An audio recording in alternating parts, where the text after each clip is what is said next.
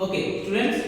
So in your class 10, you must have read about some of the physical quantities like force, mass, acceleration, velocity, displacement. Have you heard about it? Yes or no? Suppose you, what is your name? Abhinay. If you are driving a bike, okay, at 40 km per hour, and the bike is running towards the each direction.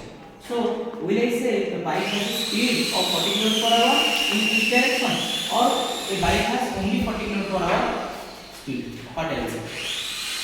40 km per hour is the speed, but if I say 40 km per hour towards each direction, that is a component of direction. If you are giving a component of direction to the magnitude or speed, then you get a resultant value that is called as velocity. Yes or no?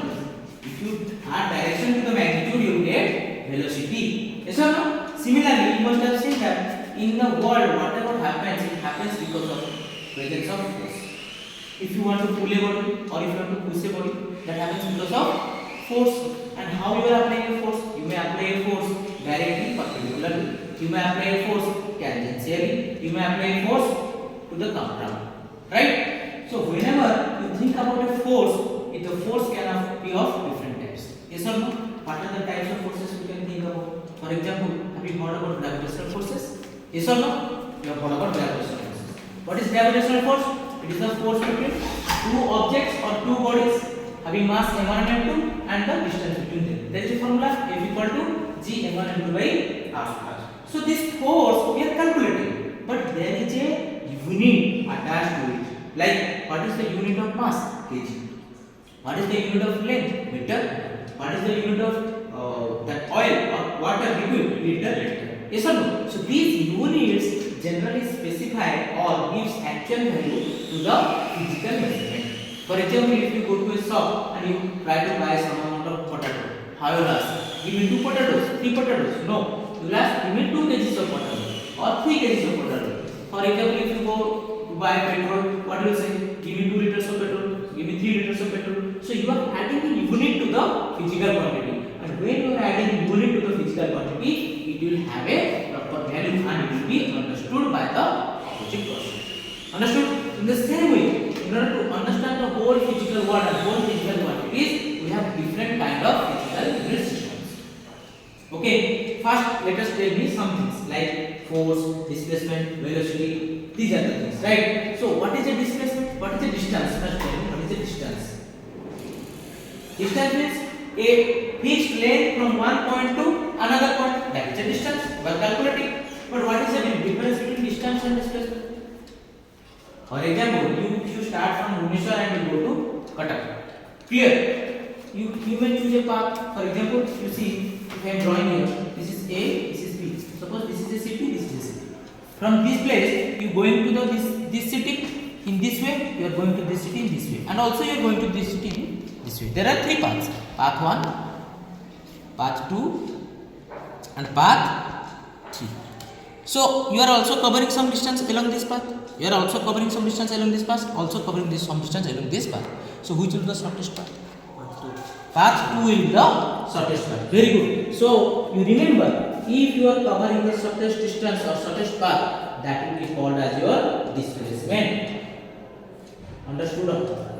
Taking this displacement factor, we can calculate velocity, acceleration, everything. Okay, let us just talk about velocity. What I told, velocity is what? It is a magnitude of speed attached with direction. Yes or no? So velocity is a magnitude of speed attached with direction. That can be called as a vector quantity because it has a direction. Yes or no? Can you memorize it? Yes or no? Okay. So velocity is what? It is displacement by time taken. But when you are actually measuring speed, it is distance by time.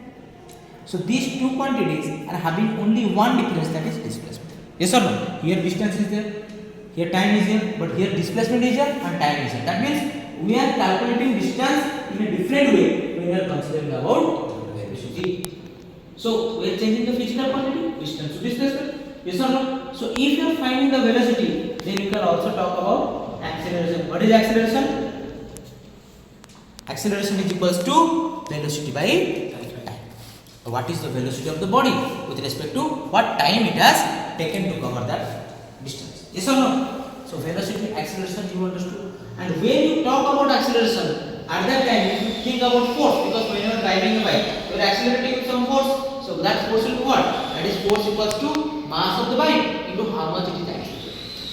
Yes or no? That is mass into acceleration. Have you read about this? Mass into acceleration. Can you say it is from which law of Newton? First law, second law, third law? Can you remember it?